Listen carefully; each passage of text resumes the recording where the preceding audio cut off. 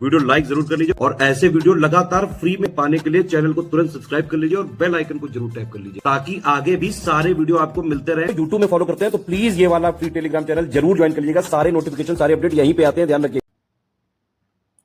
नमस्कार दोस्तों, exam preparation के यूट्यूब चैनल पर मैं प्रियंका एक बार फिर से आप सभी का बहुत बहुत स्वागत करती हूँ।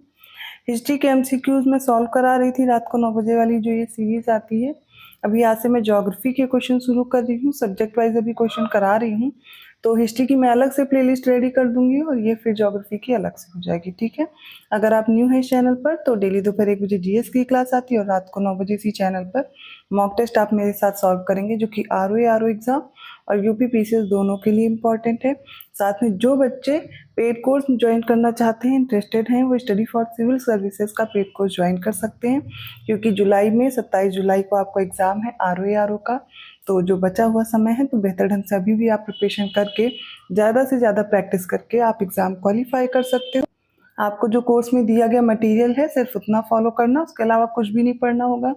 हिंदी, जीएस, करंट अफेयर सब चीज़ें आपकी बहुत अच्छे से कंप्लीट हो जाएंगी और जो टेस्ट सीरीज डेली दी जाएगी, डेली प्रैक्टिस कराई जाएगी, वो एग्ज़ाम ओरिएंटेड है। जैसे क्वेश्चन एग्जाम में पूछे जाते हैं वही इंक्लूड होंगे।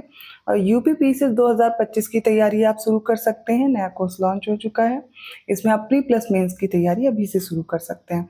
तो कोर्स से रिलेटेड जानकारी होगी, अगर कोर्स ज्वाइन करना है डिस्क्रिप्शन बॉक्स में मैंने नंबर प्रोवाइड किया है, आप उन पर कॉल या मैसेज करके इन्फॉर्मेशन ले सकते हैं। और कोशिश कीजिए कि जो आप पढ़ रहे हैं उसको बेहतर ढंग से रिवाइज भी करते रहिए। जैसे कि क्लासेस इस चैनल पर पहले से भी दी गई हैं आरओ के लिए, जब से एग्ज़ाम के लिए आई थी नोटिस। तो आप जो पहले क्लासेस हुई उन्हें तो रिवाइज ही कीजिए और जो नई क्लासेस चल रही है उनको फॉलो करते रहिए, ठीक है। चलिए आज की क्लास बिना देर किए स्टार्ट करते हैं। 21st क्वेश्चन देखिए, लिस्ट 1 को लिस्ट 2 से मैच करेंगे। एक तरफ ज्वालामुखी पर्वत दिए गए हैं, दूसरी तरफ उनके देश हैं। ज्वालामुखी पर्वत में माउंट रेनियर है, माउंट एटना है, माउंट पेरिकुटिन है और माउंट एपू है। देश में इटली, मैक्सिको, फिलीपींस और यूएसए है। आप सभी को पता होगा माउंट एटना कहाँ है, तो इटली में है। बी का क्या हो जाएगा, 1 हो जाएगा और हमें 2 ऑप्शंस में दिया गया है, ठीक है। बाकी देखते हैं, माउंट रेनियर कहाँ है, तो यूएसए में है। माउंट पेरिकुटिन ये कहाँ हो जाएगा, मैक्सिको में। और माउंट एपो कहाँ पर है, वो है फिलीपींस में। 4, 1, 2, 3 ऑप्शन बी यहाँ पर करेक्ट होगा। 22nd क्वेश्चन है, निम्नलिखित में से कौन सा सही सुमेलित नहीं है। हुंड्रू फॉल है सुवर्णरेखा नदी पर, ऑप्शन बी चचाई फॉल बीहड़ नदी, सी है धुआंधार फॉल नर्मदा नदी और डी है बूढ़ा घाट जो प्रपात है वो कांची नदी पर है। इसमें से बताना है कौन सा इनकरेक्ट है। वो हो जाएगा ऑप्शन डी। इसी को लोध वाटरफॉल भी बोलते हैं। बूढ़ा घाघ जलप्रपात है जो कि किस पर है, बूढ़ा रिवर पर है, ठीक है। ये कांची पर नहीं है, झारखंड में स्थित है, याद रखिएगा। ऑप्शन डी इनकरेक्ट है, वही हमारा राइट आंसर है। अगला प्रश्न है, नीचे 2 कथन दिए गए हैं, एक कथन है दूसरा कारण है। बताना है कौन से स्टेटमेंट इससे करेक्ट होंगे। तो पहला स्टेटमेंट क्या कह रहा है, कथन पारिस्थितिकी तंत्र के विविध तत्व आपस में एक दूसरे पर निर्भर नहीं करते हैं क्योंकि मानव क्रियाओं से वातावरण प्रभावी होता है। बताइए इसका कौन सा उत्तर सही होगा। ये कॉमन सेंस से भी आसानी से क्वेश्चन सॉल्व हो सकता है। जो इकोसिस्टम है या पारिस्थितिकी तंत्र है, इसमें जितने भी तत्व हैं वो आपस में एक दूसरे पर निर्भर करते हैं। तो ये स्टेटमेंट इनकरेक्ट हो गया और हमें उत्तर मिल गया ऑप्शन डी। लेकिन आर सत्य है, तो मानव क्रियाओं से, हमारी क्रिया से वातावरण प्रभावित होता है। ऑप्शन डी करेक्ट है। अगला प्रश्न है, निम्नलिखित में से कौन सा द्वीप कैरिबियन सागर में अवस्थित नहीं है। ग्रेनाडा, मोंटसेराट, मडीरा या एंगुइला। इसका राइट होगा ऑप्शन सी, मडीरा नहीं है, ठीक है। बाकी सारे किस में है, कैरिबियन सी में है। कैरिबियन सी के पास आप देखेंगे छोटे छोटे से आइलैंड्स फैले हुए हैं। एक दो बार आप मैप में देख लेंगे तो थोड़े नाम तो याद ही रह जाएंगे, ठीक है, जिसमें से मडीरा नहीं है। 25th है, लिस्ट 1 को लिस्ट 2 से मैच करेंगे। एक तरफ कुछ राज्य दिए गए जैसे तमिलनाडु, राजस्थान, नागालैंड, एमपी। अब इनकी हाईएस्ट पीक कौन कौन सी वो बतानी है। धूपगढ़ है, सारामती है, गुरु शिखर है और दोदा बेटा है। तो आप सभी को पता होगा कि एमपी की सबसे ऊंची चोटी कौन सी हो जाएगी, तो वो हो जाएगी धूपगढ़, ठीक है। तो डी का 1 हमें सही करना है, ठीक है। नागालैंड की सबसे ऊंची चोटी सारामती है, ठीक है, सी का 2 भी मिल गया और हमें अपना उत्तर भी मिल गया है ऑप्शन डी। लेकिन बाकी भी देखेंगे। और तमिलनाडु की सबसे ऊंची चोटी कौन सी, दोदा बेटा है, जो पेनिनसुलर इंडिया की सेकंड हाईएस्ट पीक है। राजस्थान की गुरु शिखर जो चोटी है वो हाईएस्ट पीक है। कौन सा उत्तर सही होगा? तो ऑप्शन डी सही होगा। 4, 3, 2, 1। 26 क्वेश्चन देखिए, एनटीपीसी की जो सिंगरौली स्थित इकाई है इसके संदर्भ में कौन सा कथन सही है? पहला स्टेटमेंट है छत्तीसगढ़ राज्य के उत्तरी भाग में स्थित है। सेकंड स्टेटमेंट है एनटीपीसी की सबसे पुरानी इकाई है। अब इनमें से कौन से उत्तर सही हैं आपको बताने ऑप्शन देख करके। तो देखिए, जो एनटीपीसी की सिंगरौली स्थित इकाई है वो कहाँ पर है? तो यूपी के सोनभद्र में है, ना कि छत्तीसगढ़ राज्य के उत्तरी भाग में है।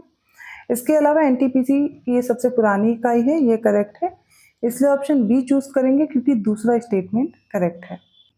27 क्वेश्चन देखिए, निम्नलिखित में से कौन सा कारण भारत के उत्तर पश्चिम भाग में शीत ऋतु में होने वाली वर्षा के लिए उत्तरदायी है? मानसून की वापसी, चक्रवाती अवदाब, पश्चिमी विक्षोभ या दक्षिण पश्चिम मानसून। तो यहाँ पर देखेंगे साउथ वेस्ट मानसून तो होगा नहीं, ठीक है, चक्रवाती अवदाब भी नहीं है, ऑप्शन सी करेक्ट है, पश्चिमी विक्षोभ। तो पश्चिमी विक्षोभ के कारण उत्तर पश्चिम भाग में शीत ऋतु में वर्षा होती है, ठीक है, ऑप्शन सी करेक्ट होगा। अगला प्रश्न है, निम्नलिखित में से कौन सा देश काला सागर के तट पर स्थित नहीं है? सीरिया हो गया, टर्की, जॉर्जिया या फिर बुल्गारिया। इसको एक बार मैप में देख लीजिए। तो ब्लैक सी से कौन कौन सी कंट्रीज अपनी बाउंड्री शेयर करती हैं ये याद कर लेंगे, इसके बाद कौन सा नहीं है तो आसानी से एलिमिनेट कर पाएंगे। तो ये मैप आपको दिख रहा होगा, ठीक है। तो देखते हैं ब्लैक सी से कौन कौन सी कंट्रीज बाउंड्री शेयर करते हैं, ठीक है। ये ब्लैक सी आपको दिख रहा है, ठीक है। चलिए, सबसे पहले देखिए यहाँ पर रोमानिया है, नेक्स्ट बुल्गारिया है, थर्ड टर्की है, ठीक है, रशिया तो है ही, जॉर्जिया है, ठीक है। इसके बाद हो गया यूक्रेन। कौन कौन सा हो गया? तो यूक्रेन हो गया, रोमानिया, बुल्गारिया, टर्की, जॉर्जिया और रशिया। मैप में देख लेंगे तो नहीं भूलना चाहिए, इसलिए एक बार मैप में क्लियर देखते रहिए, ठीक है। फिर से दिखा देती हूँ, मैं इसको बीच में करती हूँ। फिर देखिए क्या क्या हो गया। पहला तो यूक्रेन हो गया, नेक्स्ट हो गया रोमानिया, बुल्गारिया, टर्की, जॉर्जिया और रशिया है, ठीक है। अब देखते हैं इसमें कौन सा नहीं होगा। अब मैंने देखिए इसमें टर्की बताया, बिल्कुल था। सीरिया का नाम नहीं लिया, यही राइट आंसर है। जॉर्जिया भी है, बुल्गारिया भी है, ठीक है। तो ऑप्शन ए करेक्ट होगा। अगला प्रश्न देखिए, कौन सा युग्म सही सुमेलित नहीं है? एक तरफ लोकेशन है, दूसरी तरफ उस लोकेशन की ट्राइब दी गई है। अलास्का में कोरियाक, बोर्नियो में पुनाना, अरब मरुस्थल में रुवाला और स्वीडन और फिनलैंड में लैप्स जनजाति निवास करती है। कोई एक इनकरेक्ट है। वो जो इनकरेक्ट ऑप्शन है वो ए है। जो कोरियाक ट्राइब है ये कहाँ रहती है? तो ये निवास करती है साइबेरियन रीजन में, रसिया में, ना कि अलास्का रीजन में। बाकी सारे करेक्ट हैं। बोर्नियो में पुनाना है, रुवाला अरब मरुस्थल में रहती है और लैप्स स्वीडन और फिनलैंड में रहती है। अगला प्रश्न इंपॉर्टेंट है, कार्बन क्रेडिट की अवधारणा कहाँ से उत्पन्न हुई? अर्थ समिट हुआ था जो रियो डी जेनेरियो का, और Kyoto protocol, Montreal protocol, G8 summit, Heiligendamm का, इनमें से कौन सा करेक्ट होगा? तो कार्बन क्रेडिट कहाँ से आता है? क्योटो प्रोटोकॉल से, ऑप्शन बी करेक्ट है।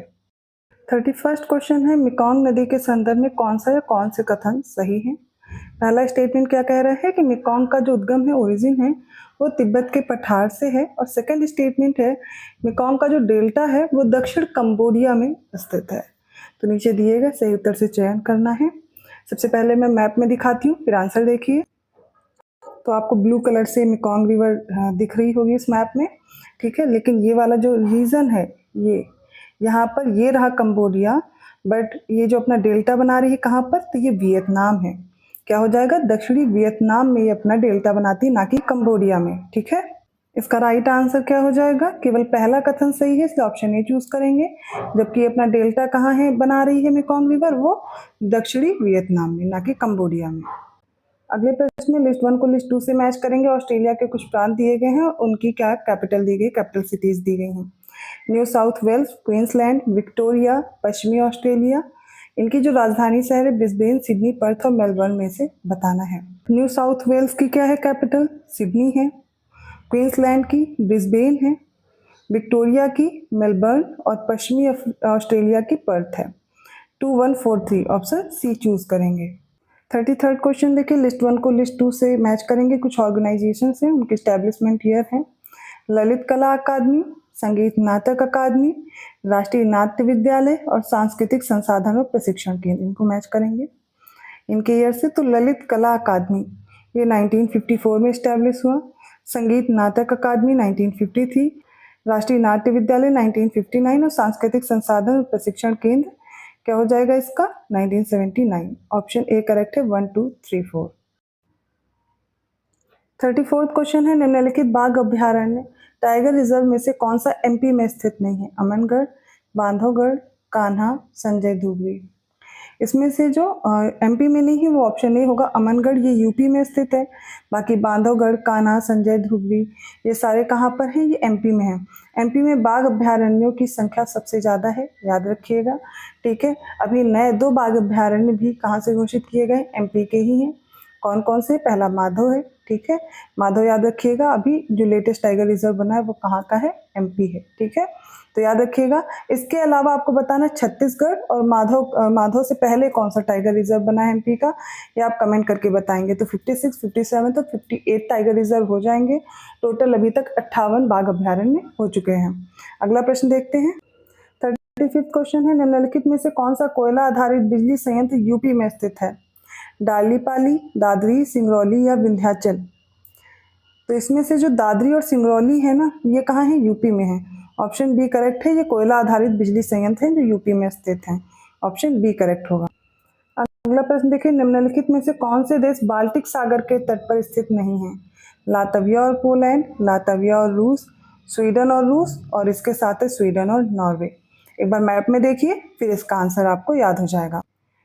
तो ये मैप दिख रहा होगा आपको बाल्टिक सी का, ठीक है। सबसे पहले यहाँ पर स्वीडन, ठीक है, स्वीडन हो गया। दूसरा फिनलैंड है, फिनलैंड के बाद देखिए रसिया भी है और एस्टोनिया है। लातविया, लिथुआनिया, पोलैंड और जर्मनी, ठीक है। फिर से देख लीजिए, स्वीडन, इसके अलावा फिनलैंड है, एस्टोनिया है, रसिया है, लातविया है, लिथुआनिया है, पोलैंड है और इसके साथ में जर्मनी है, याद रहेगा, ठीक है। बाल्टिक सी से ये अपनी बाउंड्री शेयर करते हैं। तो इस क्वेश्चन में देखिए जो लातविया है मैंने बताया है, पोलैंड भी है, लातविया और रूस भी है, स्वीडन और रूस भी है। ऑप्शन डी में स्वीडन तो है लेकिन नॉर्वे नहीं है, ठीक है। ऑप्शन डी करेक्ट होगा। एक बार फिर से मैप देखिए, इसमें नॉर्वे नहीं था, तो नॉर्वे को देख लीजिए, नॉर्वे यहाँ पर है और बाल्टिक सी से स्वीडन तो बाउंड्री शेयर कर रहा है लेकिन नॉर्वे नहीं कर रहा है। देखिए रसिया कर रहा है, एस्टोनिया है, लातविया दिख रहा है ना, लातविया भी कर रहा है, पोलैंड ये रहा, ठीक है, फिनलैंड भी कर रहा है, जर्मनी है, लिथुआनिया भी है, लेकिन नॉर्वे नहीं था, ठीक है। अगला प्रश्न है निम्नलिखित में से कौन सही सुमेलित नहीं है? कुछ पशु दिए गए हैं, उनकी नस्ल पूछी गई है, ये आरओ के एग्जाम में पूछा जाता है। गाय की नस्ल देवनी दी गई है, बकरी की बर्बरी, भैंस की भदावरी है, भेड़ की गिर दी गई है। तो इसमें कौन सा इनकरेक्ट है? वो हो जाएगा ऑप्शन डी। गिर किसकी है? गाय की नस्ल है, ना कि भेड़ की। 38 क्वेश्चन है, हिमालय में त्रिशूल शिखर के संदर्भ में निम्नलिखित में से कौन से कथन सही है? पहला तो है उत्तराखंड के बागेश्वर जिले में स्थित है। सेकंड स्टेटमेंट है यह चोटी 7500 मीटर से भी ऊंची है, अधिक ऊंची बताई जा रही है। तो त्रिशूल जो शिखर है वो 3 शिखर आपस में ही पास पास स्थित हैं, इसलिए उनका जो आकार है वो त्रिशूल जैसा लगता है, उत्तराखंड में स्थित है। तो ये करेक्ट हो जाएगा, उत्तराखंड के बागेश्वर जिले में स्थित है, लेकिन इसकी ऊंचाई 7500 मीटर से अधिक नहीं है, इससे कम है, 7000 से 7200 मीटर तक की है, उससे कम ही है, ज़्यादा नहीं है, इसलिए सेकंड स्टेटमेंट इनकरेक्ट हो जाएगा। इसका राइट आंसर क्या है? ऑप्शन ए, केवल पहला कथन सही है। 39th क्वेश्चन है, पार्वती अर्गा रामसर स्थल के संदर्भ में निम्नलिखित में से कौन से कथन सही है? पहला स्टेटमेंट है यूपी के गोंडा जिले में स्थित है। सेकंड है यह एक पक्षी अभ्यारण्य है। तो पार्वती अर्गा कहाँ पर है? यूपी के गोंडा में है, पक्षी अभ्यारण्य भी है, तो दोनों स्टेटमेंट करेक्ट है, इसलिए ऑप्शन सी करेक्ट होगा। अगला प्रश्न है, 1974 में प्रथम कृषि विज्ञान केंद्र की स्थापना निम्नलिखित में से किस स्थान पर हुई थी? चंडीगढ़, नागपुर, हैदराबाद या फिर पौंडीचेरी? इसका correct answer option D, Pondicherry. तो 1974 में प्रथम कृषि विज्ञान केंद्र की स्थापना कहाँ पर हुई थी? पौंडीचेरी में। आज के क्वेश्चंस कंप्लीट होते हैं। यहाँ पर जो मैं क्वेश्चन ले रही हूँ वो पहले पूछे भी गए हैं और इनसे रिलेटेड अगर आगे प्रश्न बनते हैं तो वो आपके गलत नहीं होने चाहिए। मैप के साथ में लर्न करा रही हूँ, जो मैपिंग वाली चीज़ें हैं, जैसे कि ओशंस के पास कौन कौन सी कंट्रीज़ हैं या और भी जो चीज़ें मैं आपको मैप से याद करा सकती हूँ वो मैंने इंक्लूड कर लिया है। तो अब आपको और ईजी हो जाएगा ज्योग्राफी प्रिपेयर करना और ऐसे क्वेश्चन गलत नहीं होंगे। वीडियो अच्छा लगा तो लाइक जरूर कीजिए, चैनल को सब्सक्राइब कर लीजिए अभी तक नहीं किया है। आप न्यू हैं इस चैनल पर तो प्लेलिस्ट बनी हुई है, चेक करेंगे, आपको क्लासेस मिल जाएंगी आरओ के लिए। और जो बच्चे पेड कोर्स में इंटरेस्टेड हैं वो क्या करेंगे, डिस्क्रिप्शन बॉक्स में नंबर है, कांटेक्ट कीजिए, अपना कोर्स ज्वाइन कर सकते हैं। अगर कोई इन्फॉर्मेशन चाहिए तो आप कमेंट कीजिए और आपकी क्या सुझाव है, ये क्लासेस आपको कैसी लगी वो भी कमेंट करके बताइए। मैं मिलती हूँ ऐसे इंपॉर्टेंट क्वेश्चंस के साथ अगली क्लास में, तब तक के लिए धन्यवाद।